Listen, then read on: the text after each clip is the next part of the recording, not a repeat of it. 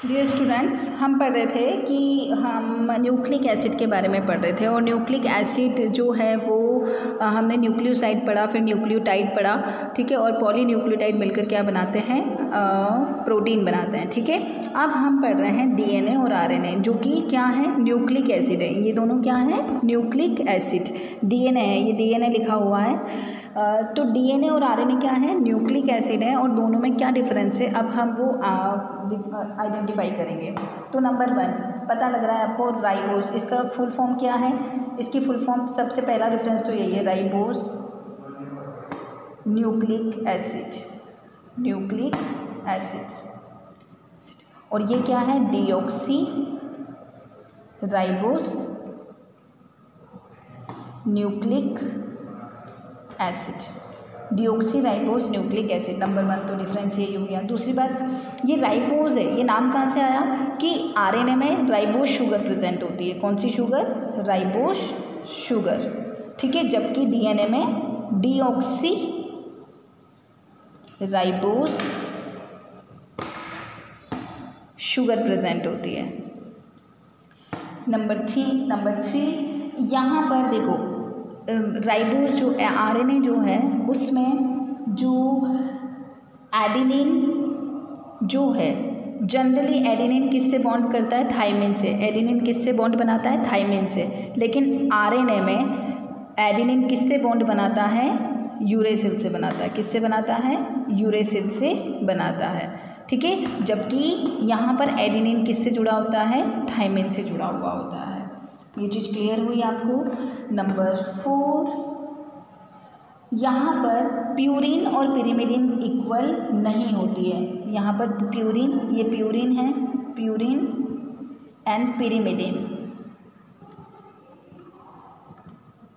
Equal नहीं होती है। जबकि यहाँ पर प्यूरिन इक्वल होती है पिरिमिडिन के, प्यूरिन इक्वल होती है पिरिमिडिन के। क्लियर है। यहाँ पर जो आरएनए होता है वो प्रॉपर जेनेटिक मटेरियल तो है, लेकिन most of the animals the major genetic material is DNA, ठीक है। ये जेनेटिक मटेरियल किस में होता है, वायरस में। किस में होता है, वायरस में, ठीक है। और ये किस में होता है, in all living thing, in all living thing. as virus as in virus as a genetic material, और इसमें genetic as a genetic material क्या होता है, डीएनए होता है, ठीक है। बस यहाँ तक आपको बहुत है। ये आपको इतना, अगर आप इतना भी कर देंगे तो आपका क्लियर हो जाएगा। 5 जो हमारे पास ये डिफरेंस है वो बहुत है। अब आता है हमारे पास molecular structure of DNA.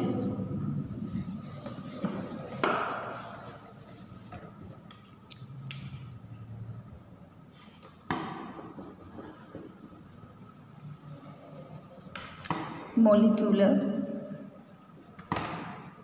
structure of DNA। तो हमारे पास यहाँ पर डीएनए की स्ट्रक्चर जो है वो किसने दी, वॉटसन एंड क्रिक ने दी। 2 साइंटिस्ट थे, वॉटसन एंड क्रिक, और इसके लिए इनको नोबेल प्राइज़ भी दिया गया, ठीक है। बहुत ज़्यादा इंपॉर्टेंट, एक्स-रे क्रिस्टलोग्राफी से इन्होंने डीएनए के स्ट्रक्चर को निकाला और इसके लिए इनको क्या मिला, इनको नोबेल प्राइज़ भी दिया गया था। अब आता है हमारे पास कि डीएनए की जो स्ट्रक्चर होती है वो कैसी होती है। सबसे पहले तो डीएनए की जो स्ट्रक्चर होती है वो कैसी होती है, डबल हेलिक्स। कैसी होती है, डबल हेलिक्स।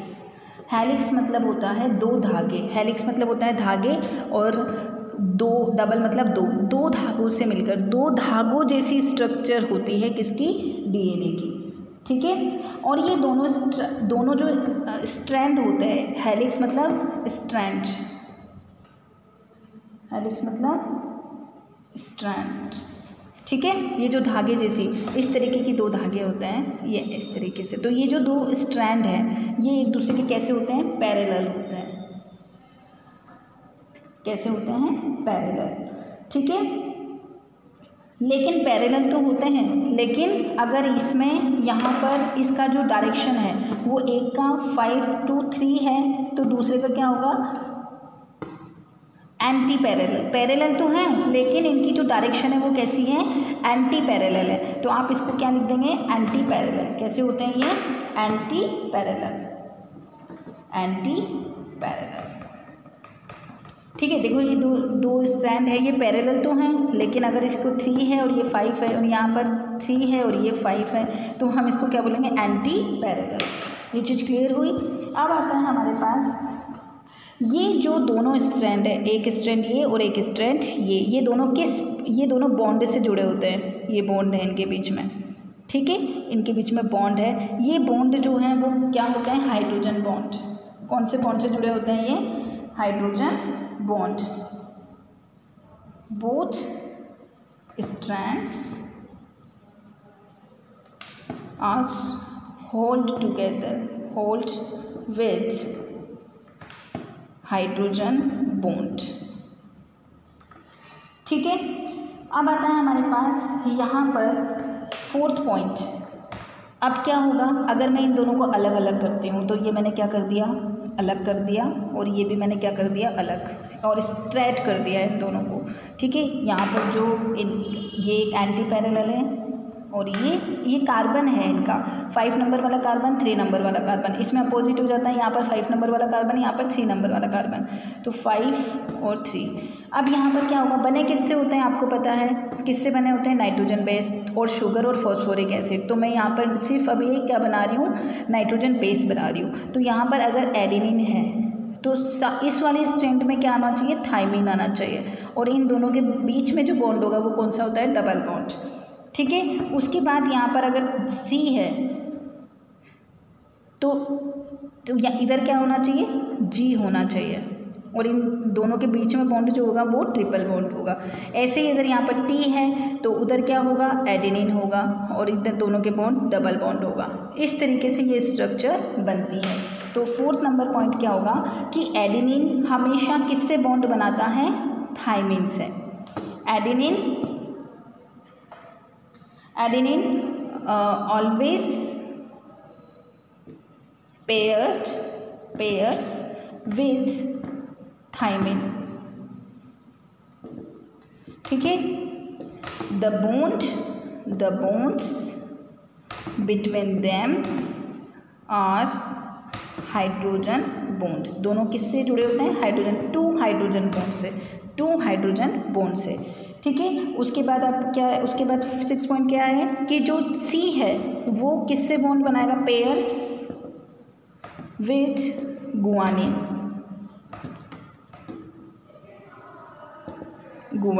ठीक है, इनके बीच में बॉन्ड कौन सा होगा, the bonds between them are 3 hydrogen bond. देखो यहाँ पर 1 2 3 हाइड्रोजन बॉन्ड है दोनों के बीच में। ठीक है, अब यहाँ पर मैंने आपको बताया था जब अपने डिफरेंस पढ़ा था कि प्यूरिन और पिरिमिडिन जो है, प्यूरिन इज इक्वल टू बराबर होती है किसके, पिरिमिडिन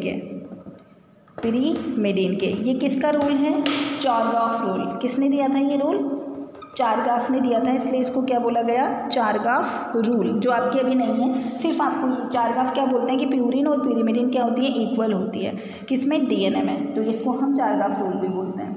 उसके बाद जो जेनेटिक इन्फॉर्मेशन होती है, जब भी क्या होता है, अब ये दोनों नेक्स्ट उसमें पढ़ेंगे। Double helix is 2 nanometre, the diameter, इन दोनों का डायामीटर जो है, देखो ये घूम रहा है, तो ये जो डायामीटर है यहाँ से यहाँ तक, यहाँ से ये यहाँ तक, ये क्या है, 2 नैनोमीटर। तो डायामीटर 7 8 9, डायामीटर ऑफ हेलिक्स कितना है, 2 नैनोमीटर। अब ये रिपीट्स, अब ये क्या हो रहा है, टर्न हो रहा है। देखो इस तरीके से ये टर्न हो रहा है, कॉइल्ड हो रहा है, दिखाई दे रहा है आपको, ये देखिए नीचे, ये टर्न हो रहा है ऐसे।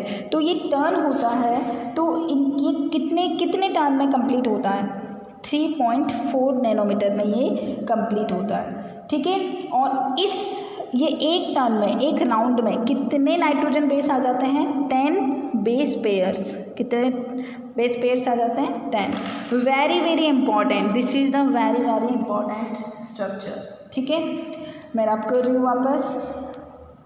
देख लीजिए आप एक बार।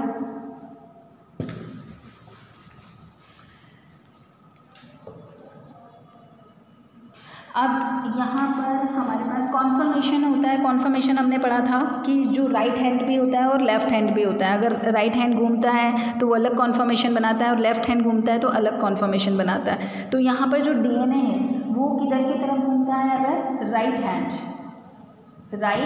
हैंड, तो इसको हम जो कॉन्फर्मेशन होता है ये क्या होता है? स्टेबल।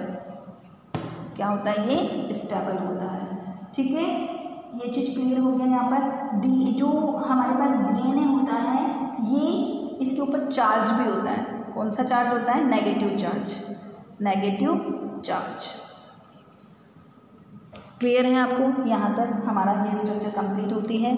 ये इसकी स्ट्रक्चर है। यहाँ पर इनके बीच का जो ये टर्न है वो कितना है? 3.4 एंगस्ट्रॉम। और ये जो यहाँ से यहाँ तक की डिस्टेंस होती है दोनों के बीच में वो कितना होती है? 20 एंगस्ट्रॉम। ठीक है, ये जो यहाँ से यहाँ तक की है वो 3.1 एंगस्ट्रॉम। क्लियर है? हमेशा यही होगा इस तरीके की। ए हमेशा टी से जुड़ेगा, सी हमेशा जी से जुड़ेगा, टी हमेशा ए से जुड़ेगा। डीएनए में अगर आरएनए है तो वहाँ पर साइटोसिन की जगह क्या आ जाता है? यूरेसिल। किसमें? आरएनए में। और डीएनए में क्या होता है? ये साइटोसिन होता है। और आरएनए में साइटोसिन की जगह क्या आ जाता है? यूरेसिल आ जाता है। क्लियर है आपको? नेक्स्ट अब हम पढ़ेंगे रिप्लिकेशन ऑफ डीएनए का रिप्लिकेशन।